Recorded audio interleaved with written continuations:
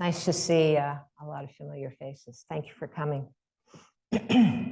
Well, Philip, thank you very much for that kind introduction. And while I have had the honor of addressing the Bustani seminar before, this is the first public lecture that I've agreed to give since the horror of October 7th and its devastating aftermath, which continues unabated. I speak to you in pain and in anguish, which have not mitigated. In nearly 40 years of direct and constant engagement with Israelis and Palestinians, with Palestine, with Israel, with Gaza, I have never experienced the emotional rupture I do now, which makes speaking difficult.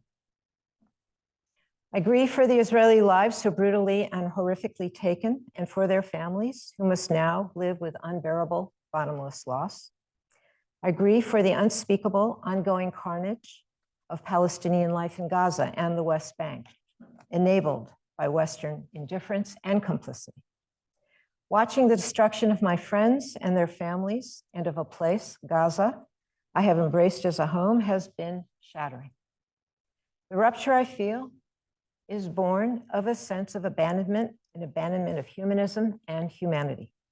For me as a Jew and a child of Holocaust survivors, this abandonment echoes deeply in my personal history, forcing me back into the shadow of a gruesome past, where it is not light that we seek, but darkness.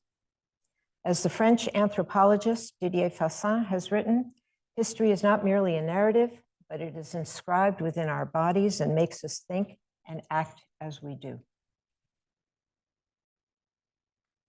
In a brilliant lecture she gave at Harvard last fall, the poet Lisa Majaj spoke of broken air, which is the air we must now breathe, filled with words and bodies still burning. Among the words that burn are these: can you hear me? Can you hear us? The cry of rescue workers trying to find people buried under the rubble of their homes. I chose these words as the title of my lecture because they are ones I have long heard in Gaza, from the earliest days of my encounter with the occupation. They find expression in certain continuous and unbending themes in my work, about which I spoke in my last Bustani lecture over 2 years ago, including the nature of violence and the normalization of destruction, the indefinite or transitional as a condition of life, dehumanization and erasure, and humanity as a form of resistance. They find their most extreme expression in the current war. There is another theme that I did not discuss, but would like to briefly address now by way of beginning this lecture. Gaza as an encumbrance, unruly, disobedient, and unapologetic, devoted to rejection, as Mahmoud Darwish once wrote. Gaza, he said, is the most capable among us of disturbing the enemy's mood and his comfort, because it is his nightmare.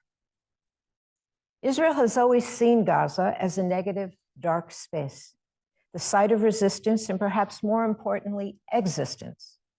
As Helga Tawil Suri and Dina Matar say, for Gaza, resistance is a historical inevitability and an existential necessity. Gaza is where armed resistance to Palestinian dispossession first took root as early as the 1950s, and where the first uprising or intifada against Israeli rule began. Gaza is also the locus of Palestinian memory. With its majority refugee population, Gaza speaks defiantly and without distraction to the Nakba, to statelessness, rightlessness, displacement, and erasure. Yet Gaza also speaks as audaciously to possibility, strength, industry, generosity, courage, and renewal. Gaza is not the Palestinian other, as I've heard it called. It is not the exception to Palestine, but its core. Rather, Gaza is what it means to be Palestinian, an archive, as Shireen Sekeli argues, of the Palestinian condition and its long and ongoing confrontation with colonialism.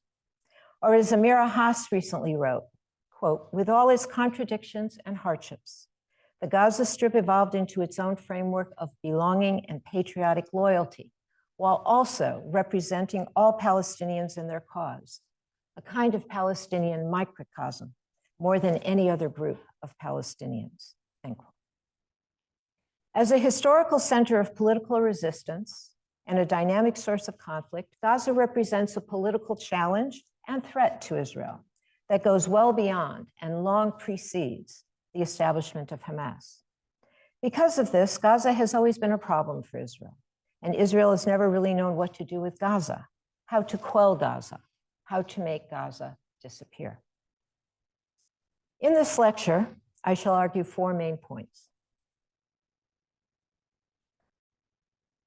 The first, 1, that the First Intifada, which is commonly overlooked, if not forgotten, was a critical point, if not a turning point, in Israeli policy towards Gaza, particularly since 1967, because it was during this time, arguably for the first time, that Israel was confronted by the reality of largely nonviolent, highly organized Palestinian collective action and the ability of Palestinians to organize at the societal level and articulate demands that were political. Israel learned that going forward, number 2, Israel learned that going forward, it must extinguish, to the extent possible, the agency of Palestinians to act collectively and their ability to articulate demands, particularly the need to engage in a political process that interrupt the status quo Israel has long sought to impose. Israel learned that for Gaza specifically, it must, to quote Amjad Iraqi, dismantle Gaza as a pillar of Palestinian society and national struggle. That way, and number 3, that the way to extinguish these demands was by undermining Gaza as a central component of Palestine's social fabric and civil society, a policy that finds its most extreme expression in the current war with the ruination of Gaza's social, economic, cultural, and physical infrastructure. And 4, the possible institutionalization of a new, more virulent type of de-development designed to ensure Gaza's continued debility and precarity, thereby diminishing, if not precluding, the possibility of articulating political demands through collective mobilization and action going forward. Now, to the first point, the First Intifada as a critical turning point. Why was it important for Palestinians and Israelis? Palestinian society has a long history of activism and organization, which certainly did not begin with the First Intifada. However, I consider the Intifada to be a defining point in Israel's approach to Gaza for the following reasons. 1, it confronted Israel with the successful and, for a time, sustained commitment by Palestinian society as a whole to unified action towards achieving deeply held and clearly stated political goals, namely an end to occupation, that is, the ability to transform grievance into meaningful political action. 2, the Intifada was characterized by a societal shift to the community, which expanded or strengthened allegiance beyond the family to the larger collective of society.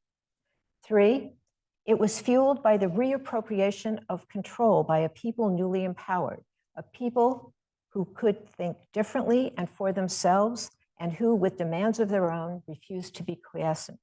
And 4, the Intifada was driven by a popular commitment to nonviolent resistance.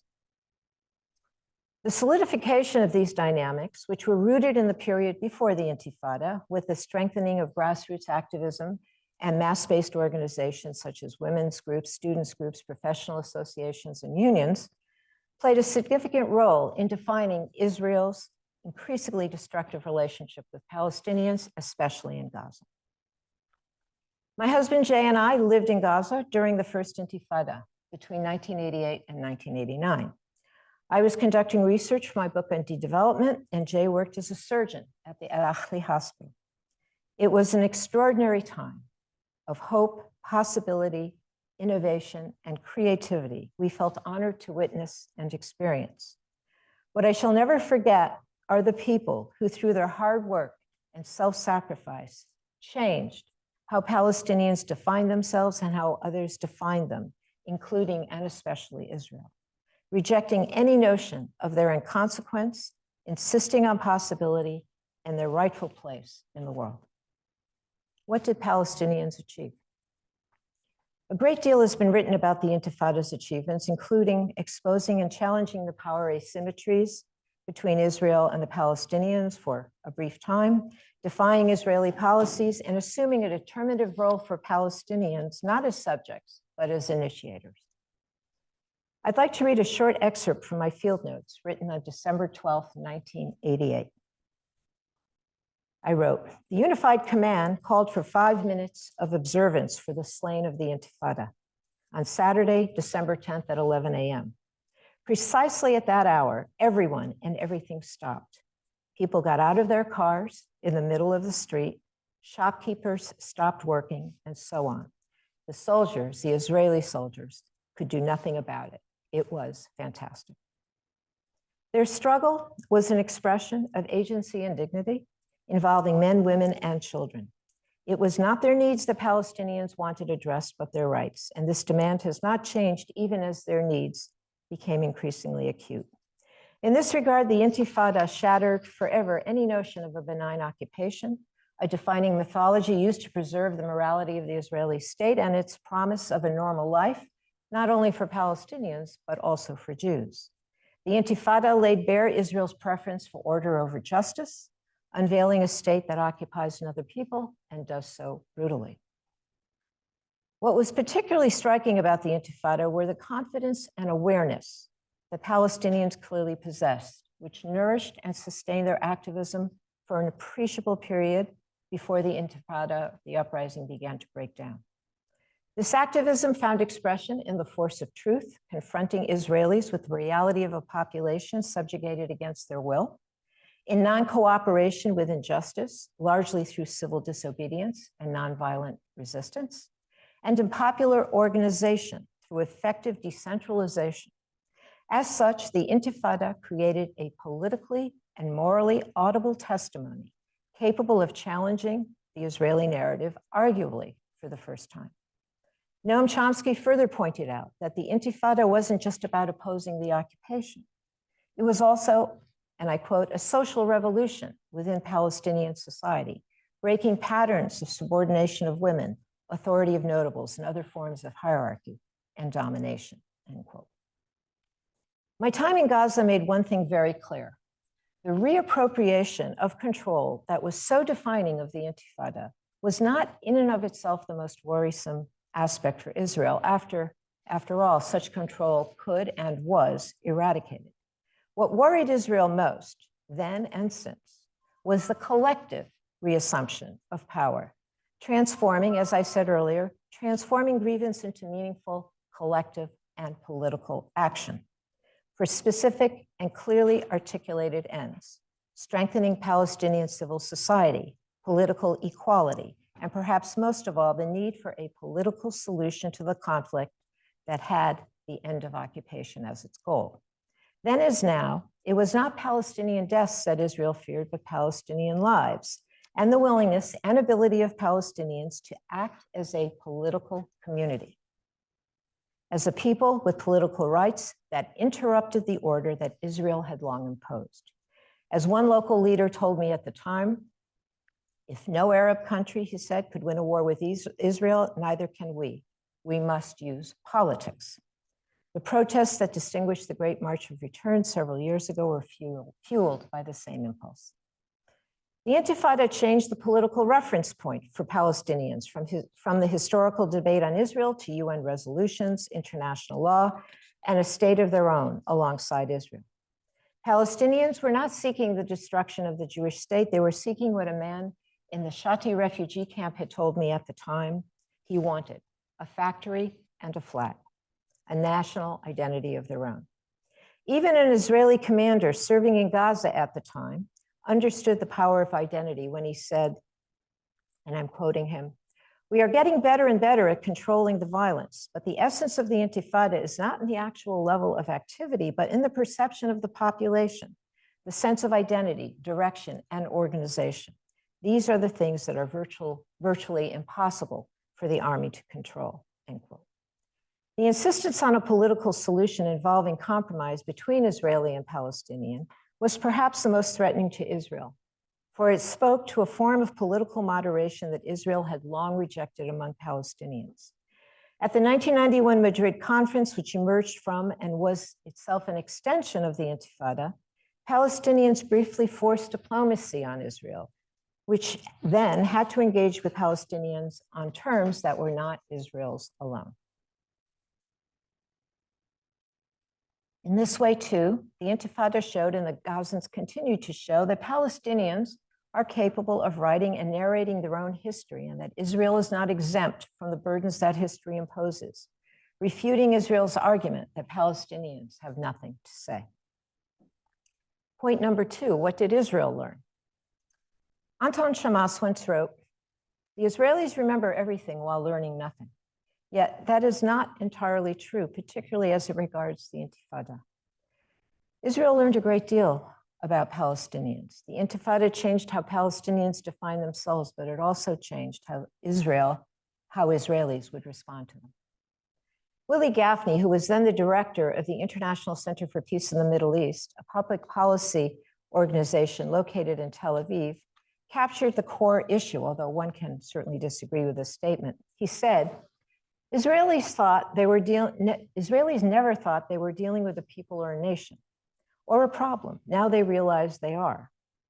The Intifada has succeeded in communicating that not only to the Israeli people, but also to the soldiers, the next generation of leaders. Now we must deal with things, symbols, people, issues we were brought up to hate, end quote. The Intifada confronted Israel with the need to respond to the Palestinian whose national demands were not only heard, but were reasonable and arguably attainable. It confronted Israel with the need to acknowledge the presence of Palestinians in the land and treat the Palestinian as an authentic and substantial political actor demanding change, namely the right to live in dignity and freedom. And we're doing so largely without violence in ways that contradicted long embraced Israeli understandings. This response, however, did not occur. Instead, Israel learned that it must never accommodate Palestinians, but must repudiate them by silencing the voice that Palestinians, especially those in Gaza, had acquired, and perhaps most threateningly, was being heard, especially in the West, a voice that clearly asked, "Can you hear us?" Now, how did Israel incapacitate Gaza's society? Of course, there are many ways in which Gaza's society and economy were weakened, and I can't possibly go into all of it here. In my piece, The Long War on Gaza, I examine how Israel engaged in a set of policies aimed to weaken Gaza's social fabric and disable its economy. Policies of closure, containment, isolation, and siege that were systematically and continuously imposed. Israel learned to ensure for Gaza especially a parenthetical reality, a totalizing existence apart, separate and isolated, institutionalized in large part by the terms of the Oslo Accords. Gaza's state of exception, which Israel has successfully nurtured, was prior to October 7th, expressed in the unmaking of shelter and sustenance, in economic ruination, social space that is never insulated from violence and incoherence, where violent excess was affirmed and made intimate.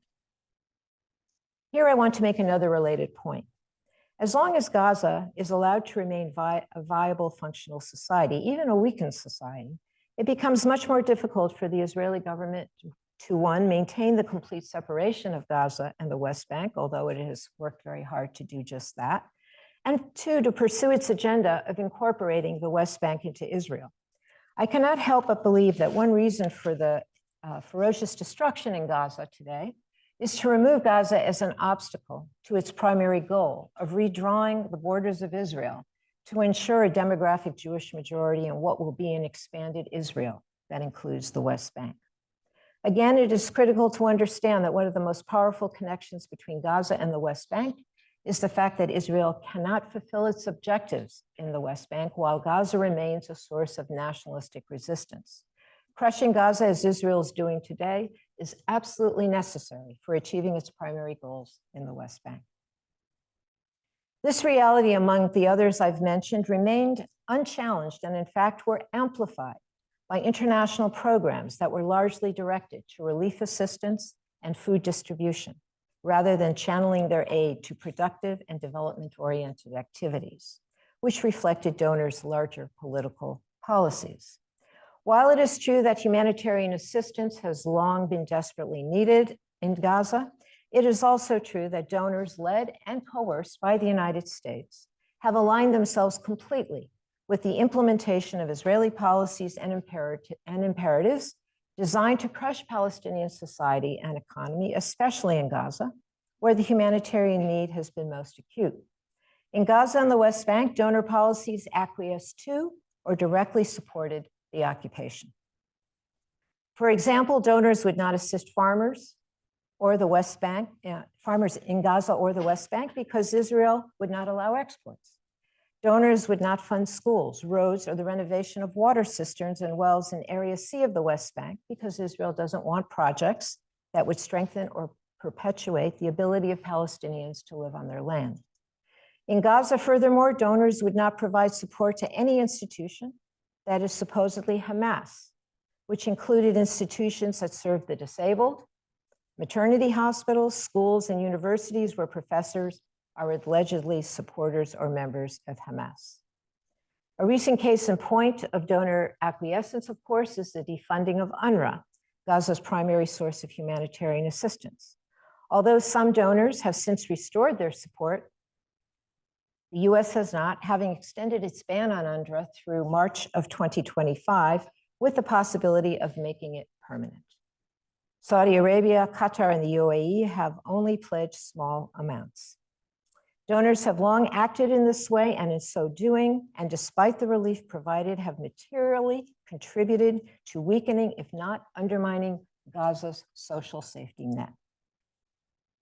Point 3, Israel and Gaza after October 7th, the nature of socioeconomic destruction.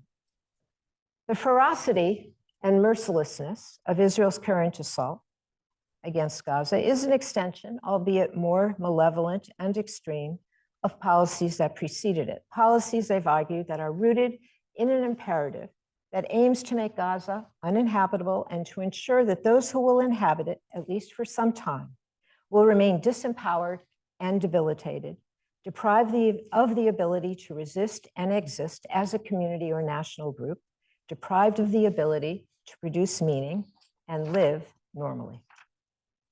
Hence, the killing of doctors, nurses, lawyers, educators, academics, scientists, engineers, artists, journalists, writers, poets, and many others. In his excellent piece in the London Review of Books entitled Rubble from Bone, Tom Stevenson reveals that Israel's military and intelligence sources acknowledge that, quote, the majority of airstrikes are explicitly aimed at civilian targets and mainly intended to harm Palestinian civil society, end quote. He quotes the American political scientist Robert Pape, who stated that the attack on Gaza is, quote, one of the most intense civilian punishment campaigns in history, end quote. The destruction approaches that of Dresden or Warsaw, destroying what Judith Butler calls the social conditions of persistence and flourishing. Aleph Ben, the editor-in-chief of Haaretz, stated that the displacement of the residents of the northern Gaza Strip, the demolition of homes, and the destruction of infrastructure is the central Israeli strategic operation in the October 7th war.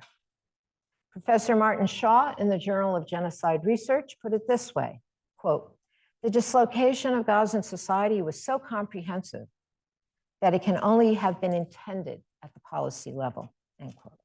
Indeed, Israel's Minister of Heritage, Amichai Eliyahu, made this clear when he said that the destruction of northern Gaza was simply a pleasure for the eyes.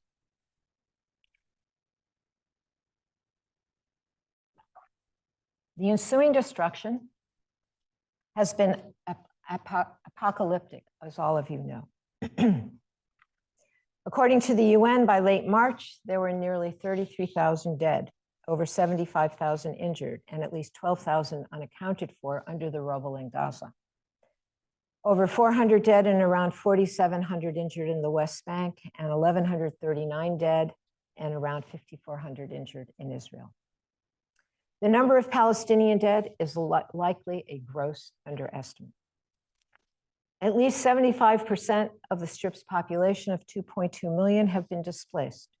According to Oxfam, the daily death toll in Gaza, approximately 250 deaths per day, exceeds the daily death toll of any other major conflict of recent years, including Syria, Sudan, Iraq, Ukraine, Afghanistan, and Yemen.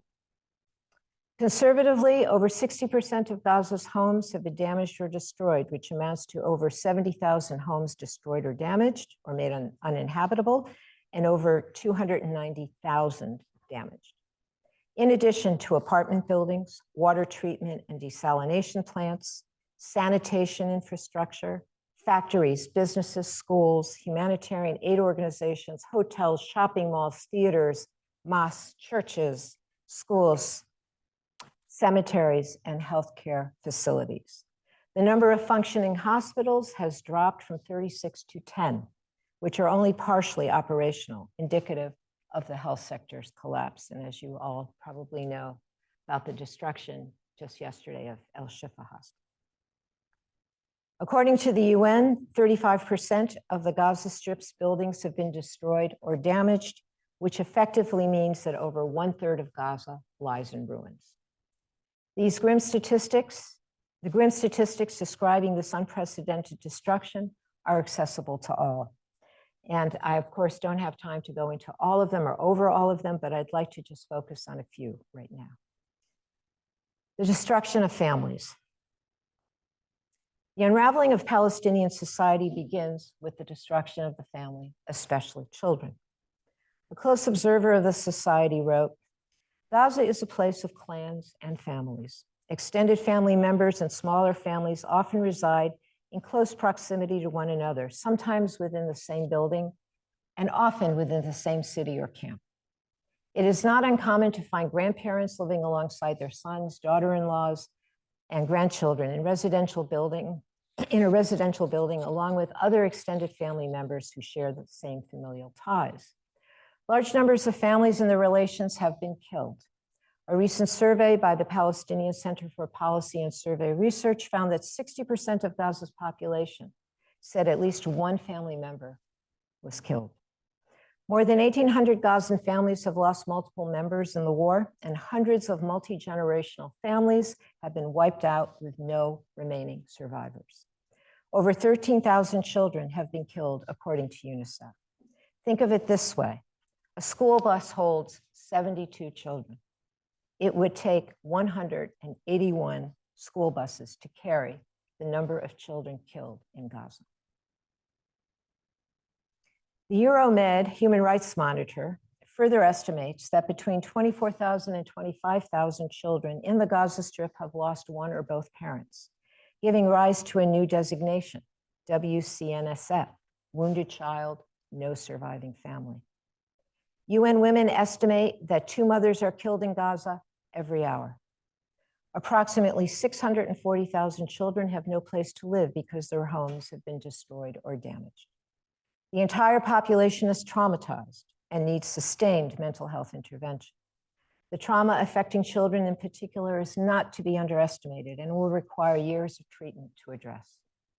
As one researcher stated, quote, "The social and familiar support of the past, material, emotional, and symbolic, is almost non-existent now.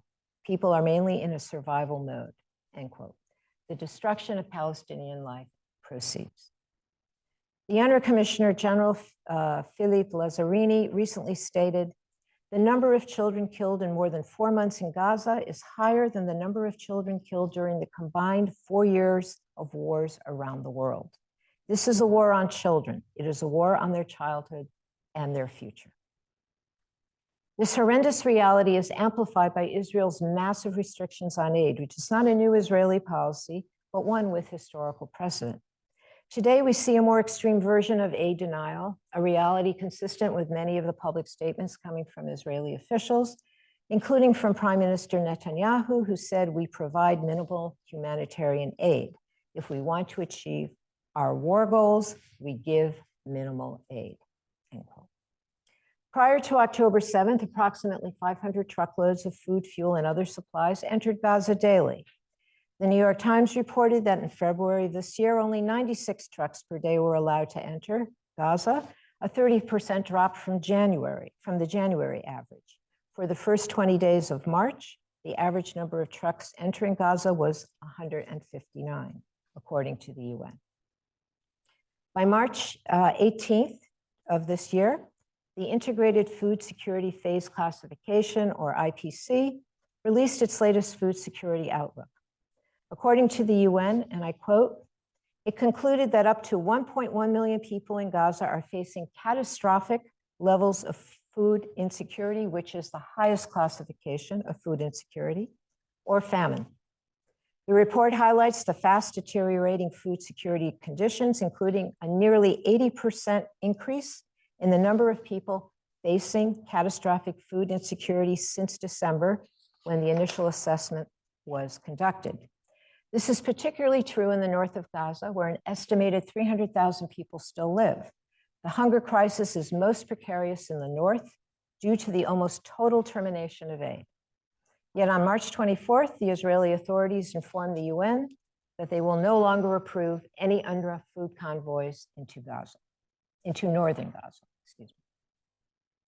Of the total world population facing famine, 80% are found in Gaza. According to the IPC, quote, Gaza is experiencing the most acute hunger crisis anywhere in the world, end quote. By December 2023, the World Bank had already concluded that the majority of Gazans were suffering from multidimensional poverty, which refers to a combination of financial poverty, lack of access to education, and limited access to basic services. According to UNCTAD, without massive amounts of funding, it will take decades to return Gaza even to its already severely compromised pre-war socioeconomic level. Michael Fakhri, UN Special Rapporteur on the Right to Food, has declared that, quote, we have never seen a civilian population made to go so hungry so quickly and so completely. That is the consensus among starvation experts. Israel is not just targeting civilians, it is trying to damn the future of the Palestinian people by harming their children, end quote. Consequently, women and children's nutrition and immunity have been severely compromised and accompanied by a steep rise in malnutrition among children and pregnant and breastfeeding women in the Gaza Strip, according to a comprehensive new analysis released by the Global Nutrition Cluster. By January of this year, for example, 15.6%, or 1 in 6 children under 2 years of age, were acutely malnourished in northern Gaza, according to UNICEF. Of these, almost 3% suffer from severe wasting, the most life-threatening form of malnutrition. 2 months later, around 30% of children under 2 years old were acutely malnourished, compared with 0.8% before the war. The Gaza Strip, and here I'm quoting, is poised to witness an explosion in preventable child deaths, which would compound the already unbearable level of child deaths in Gaza, said UNICEF. We've been warning for weeks that the Gaza Strip is on the brink of a nutrition crisis. If the conflict doesn't end now, children's nutrition will continue to plummet, leading to preventable deaths or health issues, which will affect the children of Gaza for the rest of their lives and have potential intergenerational consequences, end quote. As the executive director of the World Peace Foundation at the Fletcher School of Law and Diplomacy, Alex Duval, observed, quote, even when the numbers of people needlessly dying dwindle, the scars of famine will endure. Dr. Yasser Khan, a Canadian doctor who has made 2 trips from Gaza, having returned just recently from one of them, said that, quote, medical experts predict that malnutrition will condemn a new generation of young Palestinians to a life of developmental struggles, end quote. Furthermore, the systematic destruction of Gaza's infrastructure has led to the rapid spread of infectious disease. Being wounded in this environment with a healthcare system completely collapsed is a death sentence, said Dr. Khan. Consequently, the World Health Organization warns that the outbreak of disease could ultimately kill more Palestinians than Israeli bombs.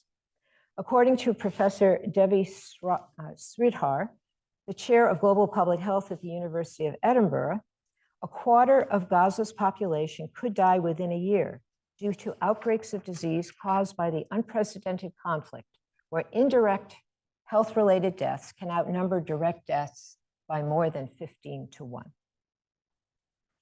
A recent report co-authored by the London School of Hygiene and Tropical Medicine and Johns Hopkins Center for Humanitarian Health argues that infectious diseases and traumatic injuries will be the principal cause of projected excess deaths going forward if left unaddressed, underlining the need for immediate intervention in sanitation, nutrition, and healthcare. They describe 3 scenarios based on a 6-month period from February 7th of this year through August 6th of this year. These scenarios are, first, an immediate permanent ceasefire; 2, the status quo, which is a continuation of conditions experienced from October of 2023 through mid-January of this year; and 3, a further escalation of the conflict. It goes on to claim, quote, over the next 6 months, we project that in the absence of epidemics, 6,550 excess deaths would occur under the ceasefire scenario, which is the most optimistic scenario. This would climb to 58,260 deaths under the status quo scenario and 74,290 deaths under the escalation scenario. And over the same period, if you include the occurrence of epidemics, all 3 of these scenarios rise by many thousands. As Emile Bustani has recently written, quote, as mothers in Gaza can barely give birth or feed their babies, as fathers cannot protect their children, as doctors cannot heal, and as many cannot even retrieve the bodies of their loved ones for burial, we can only conclude that this poisonous cruelty is aimed at the very idea of being a child, a mother, a father, a healer, a mourner. Now, in addition, the devastation of other sectors, which I don't have time to get into, obviously amplify the situation, the collapse of the healthcare sector, collapse of the educational sector, the cultural sector. But I would like to spend a little bit of time talking about the destruction of Gaza's environment, which is an area that doesn't get the kind of attention it deserves. Often overlooked as a source of societal debility, environmental contamination and now destruction have become defining not only for Gaza's present, but also for its future, particularly with regard to the immense damage imposed on Gaza's ecosystems and biodiversity. The contamination of Gaza's water, soil, and air is a longstanding and deepening problem with profound long-term implications. While the full extent of Gaza's environmental damage remains unknown, it is already clear that between 38% and 48% of tree cover and agricultural land have been destroyed, leaving only packed earth. According to Forensic Architecture, a London-based research group that uses satellite imagery, prior to October 7th, approximately 47%, almost half of Gaza's total land area, was devoted to farms and orchards, which amounts to about 65 square miles. By the end of February of this year, the Israeli military had destroyed about 38%, or 25 square miles, of Gaza's cultivated land, mostly in the north. The destruction, furthermore, is systematic. Forensic Architecture observes, and I quote, after initial damage from aerial bombardment, ground troops arrived and dismantled greenhouses completely, while tractors, tanks, and vehicles uprooted orchards and fields of crops. What's left is devastation, an area that is no longer livable, end quote. And I might add, where food production is no longer possible. Furthermore, the Israeli military is destroying farmland, trees, orchards, and solar panels, in addition to demolishing civilian infrastructure, which includes hundreds of residential buildings, mosques, and schools, in order to create a buffer zone alongside the Strip's border with Israel. According to Adi Ben-Nun, a professor of geography at Hebrew University, the IDF has destroyed more than 40% of the estimated 2,800 buildings or over 1,120 structures in the proposed buffer zone area and just beyond it, using bulldozers and controlled explosions. This zone, which expands the pre-existing buffer zone and contains some of Gaza's most arable land, will be over a half-mile wide, running along Gaza's northern border, down its entire eastern border with Israel, from which Palestinians will be completely barred. According to the Wall Street Journal, if completed as planned, the buffer zone would reduce the area of the 25-mile-long strip by 16%. In parallel, Israel is also creating a more than 4-mile-long road that will cut the Gaza Strip in two, a control corridor, which Israel refers to as Route 749, and which others have called Isolation Street. The construction of this road has already resulted in the destruction of at least 150 buildings and 4,300 acres of land. The road, says Aleph Ben, quote, could be used as a future dividing line between the Israeli north of Gaza and its south under Hamas control, end quote. Again, states the Wall Street Journal, quote, the east-west route is intended to be used and patrolled until Israeli military operations in Gaza are complete, which could last months or years, according to Israeli officials, who say they have no intention to permanently reoccupy Gaza, but plan to maintain security control within its borders for an indefinite period. Both the buffer zone and the east-west road strongly suggest that the IDF will remain in the Strip for quite a long time. Another problem threatening the life of the environment is the enormous amount of munitions dropped on the Strip, both past over successive military campaigns and present. In the past, these munitions included the reported use of bunker buster bombs that contained uranium and other heavy metals, and incendiary white phosphorus that entered an already highly contaminated water supply. During the first 3 months of the current war, Israel dropped anywhere from, depending upon which source you consult, 29,000 to 45,000 bombs on Gaza, which will dramatically increase environmental contamination of water, soil, and air, in addition to the release of debris and hazardous materials such as asbestos, industrial chemicals, heavy metals, fire contaminants, and fuel from 23 million tons of rubble from destroyed buildings. The collapse of Gaza's sewage and water treatment facilities and waste disposal systems has further resulted in 100,000 cubic meters, or over 26 million gallons of sewage flowing into the Mediterranean daily, and the accumulation of 70,000 tons of solid waste since October 7th that have been disposed of in informal waste dumps and landfills. Another recent policy contributing to the degradation of the environment is the flooding of tunnels with seawater to destroy them in order to drive out Hamas fighters. According to my colleague Nancy Murray, who has written extensively on water, environmentalists express concerns, and I'm quoting, that the flooding of tunnels could eradicate what remains of sweet water in the fragile coastal aquifer, Gaza's sole freshwater source, which was already 97% contaminated. One Israeli water expert expressed worry that quote, that the negative impact on groundwater quality would last for several generations, depending on the amount that infiltrates into the subsurface, end quote. Gaza's emerging ecocide is also a function of the hundreds, if not thousands, of unexploded ordnance programmed to explode at a future date. They include makeshift rockets made by Hamas, missiles, artillery shells, cluster and other high-tech munitions, anti-personnel mines and anti-tank mines provided to Israel by the US that will make Gaza unsafe and uninhabitable as a place to live. States Anne Harry, who is the advocacy director at NGO Humanity and Inclusion, she says, quote, these explosive remnants of war, which are extremely dangerous for anyone who comes into contact with or is close to them, continue to kill and mutilate people during and long after a conflict has ended and prevent displaced people from returning home. Furthermore, she states, based on a failure rate of between 9% and 14%, it is possible that several thousand bombs did not work as planned and did not explode on impact, ending up scattered in the ruins and all over the territory.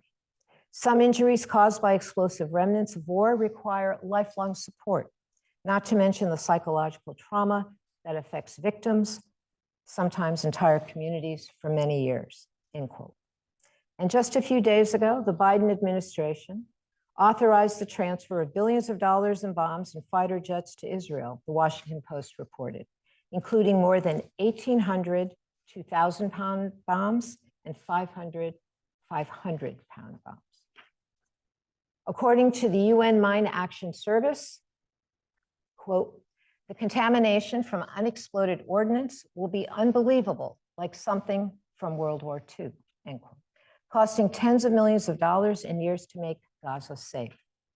This comes on top of leftover bombs from previous attacks, which have killed and maimed Gazans. Furthermore, states the UN, quote, it might take up to 30 contractors digging into the rubble for more than a month to find and defuse a single bomb in Gaza at a cost of up to $40,000 per bomb, end quote. Hence, over the long term, these unexploded ordinances will hamper reconstruction, the delivery of humanitarian aid, and the resumption of economic life by contaminating all access routes, restricting movement, and rendering agricultural land and public or state infrastructure unusable. And I'm also quoting there. The damage to the natural environment, let alone to Gaza's economy and society, is monumental, to the point where environmental groups or some environmental groups are accusing Israel of deliberate ecocide, completely damaging the environment over the long term. Of course, it is Palestinians' native connection to the land that is also being destroyed. In summary, these facts, among others I've not mentioned, present a devastating picture. While there is no doubt that Israel's need for revenge against Hamas is clearly a factor in the war, the ferocity of Israel's response is primarily driven, in my view, by the goal of making Gaza unlivable, where life remains precarious, focused primarily on survival and continuance. Do we need, as Professor Martin Shaw posits, quote, a sociological concept of genocide that is broader than the prevailing legal definition? And my last point, what shall follow? While I do believe that once the fighting stops, Gaza's needs will be addressed in some manner, the question is how and under what terms. Prime Minister Netanyahu submitted a proposal to his war cabinet for managing Gaza immediately following the end of hostilities, called A Plan for the Day After Hamas. Some of the most important features include the following: Israel's full military control of a demilitarized Gaza, the dissolution of UNRWA, which oversees aid delivery, and its replacement by responsible international relief agencies, that's a direct quote, which is now in question given the murder of 7 aid workers from the World Central Kitchen yesterday, and a de-radicalization plan for all religious, educational, and welfare institutions, end quote, which likely means depriving them of any expression of Palestinian national identity. Another critical feature concerns the administration of assistance through civilian management, which will involve Palestinians as community partners, including local families and tribes, to oversee civilian affairs and maintain law and order in what Israel calls humanitarian pockets of Gaza, as a test of post-war administration. These pockets would consist of districts in the Gaza Strip from which Hamas has been expelled and depend on locals such as merchants, businessmen, and civil society leaders to administer them and distribute humanitarian aid. These community partners must have no connection to Hamas or other states and organizations supporting terrorism as Israel defines them. The creation of a civilian alternative to Hamas to administer Gaza under the full control of Israel is very reminiscent of the Village League system of the 1980s, which was another failed attempt by Israel to establish a collaborator class in managing the occupation. UNRWA has begun using community leaders from prominent families and clans to distribute food fairly, particularly in the north, and fill the growing security void created in part by Israel's attack against Hamas's civilian police force.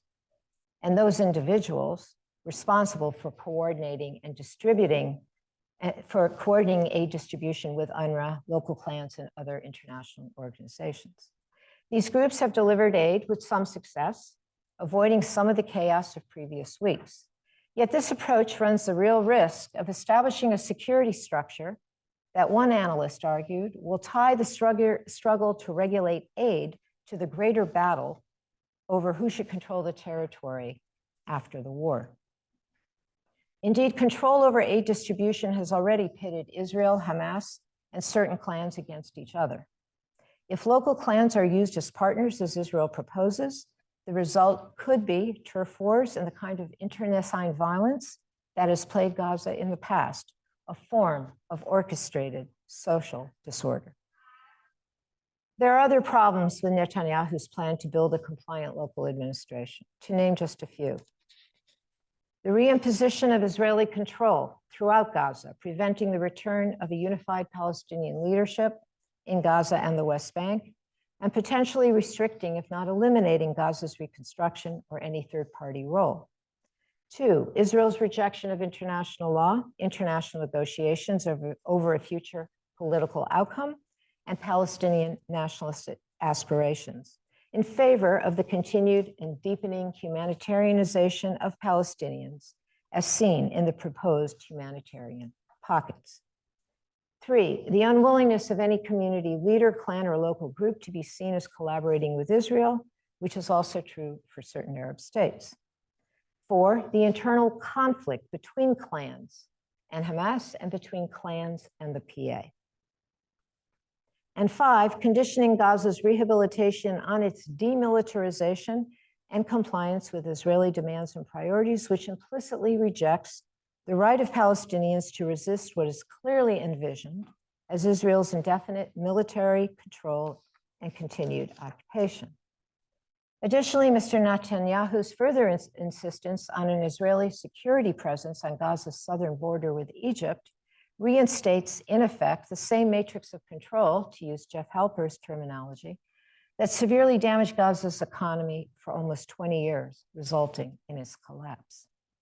And another issue which does not receive nearly enough attention is the growing, if not widespread, mistrust and hatred of Hamas among Gazans for its perceived culpability in the destruction of Gaza, a problem that is not to be underestimated. While I see several potentially damaging changes emerging from the scenario proposed by Israel, I fear what a colleague of mine termed a new type of virulent de-development, under which a new spatial and economic order will be deliberately imposed based on maintaining and perpetuating deepened economic and social need, debility as a form of control. This is not a new Israeli policy, but in the present context, a more acute expression of it. While this is an idea I am still researching and developing, there are certain points I'd like to advance. In this scenario, the standard of living will be forcibly diminished, characterized by 1, a new kind of refugee problem with the forced and potentially permanent displacement to the south of Palestinians who had lived in northern Gaza. 2, the presence, if not prevalence, of infectious diseases previously eliminated, including non-communicable diseases left untreated, where the long-term effects of malnutrition, famine, and extreme physical injury, such as the thousands of people, mostly children, who are now single or double amputees, coupled with a ruined and dysfunctional healthcare, water, and sanitation system, will define social and individual need for the foreseeable future. And 3, the staggering mental health needs of the population will remain largely unaddressed, further fraying the social fabric and the ability of Palestinians to thrive rather than just survive.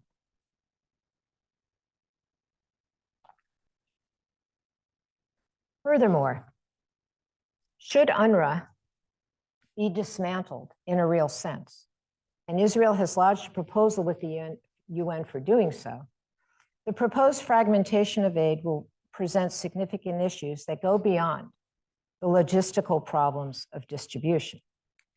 Given the immediacy and acuity of need that will dominate Gaza society going forward, donor governments will again likely comply without disagreement or confrontation with all Israeli demands concerning the nature and administration of relief, even if those demands are inefficient or ineffective at best, or damaging and harmful at worst.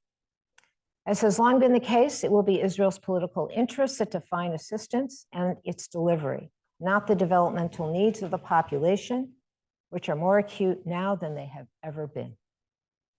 This can already be seen, although it is clear that the only way to bring in large amounts of needed aid expeditiously and effectively is through Gaza's 7 border crossings with Israel. The West acquiesced to and aligned itself with Israeli restrictions by engaging in cynical airdrops of food and movable ports. According to the Israeli journalist Barak Ravid, quote, a military plane can only drop the amount of supplies equivalent to that transported by 1 or 2 trucks, end quote. Recently, 18 Palestinians were killed due to airdrops, 12 by drowning as they entered the sea to retrieve the dropped food, and 6 by a stampede on land. This empty, if not inane gesture was followed by another, the planned floating maritime port and corridor, a project that will take at least 2 months to construct while people are starving now, and is being built with rubble from Gaza's destroyed homes and buildings, rubble that contain human remains. And while it is true that food has already been brought in using these floating platforms, it remains grossly insufficient to meet.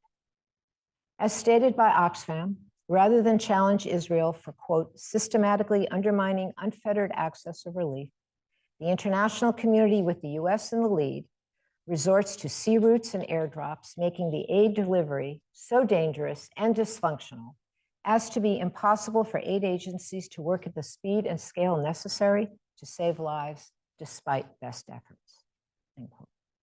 Taken together, airdrops and floating ports are more likely part of the same policy designed to remove UNRWA and seal off the border with Egypt at Rafah, deepening Gaza's containment and Israeli control.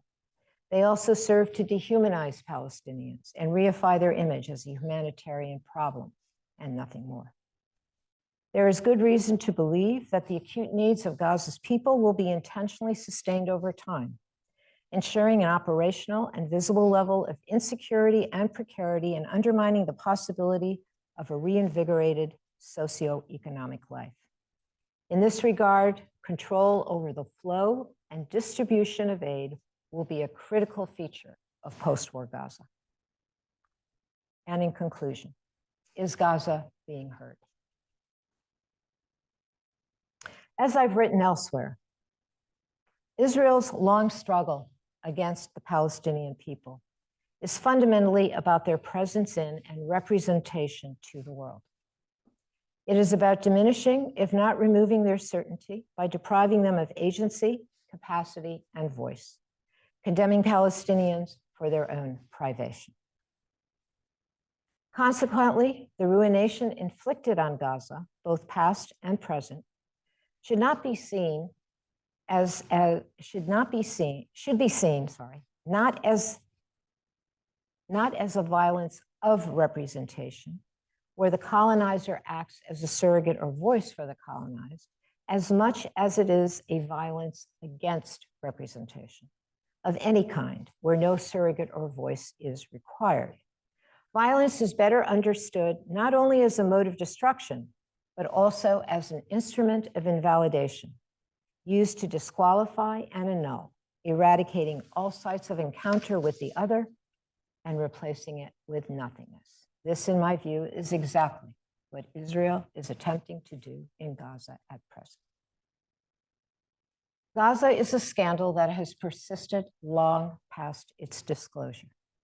Yet this scandal has now assumed a new, more frightening dimension.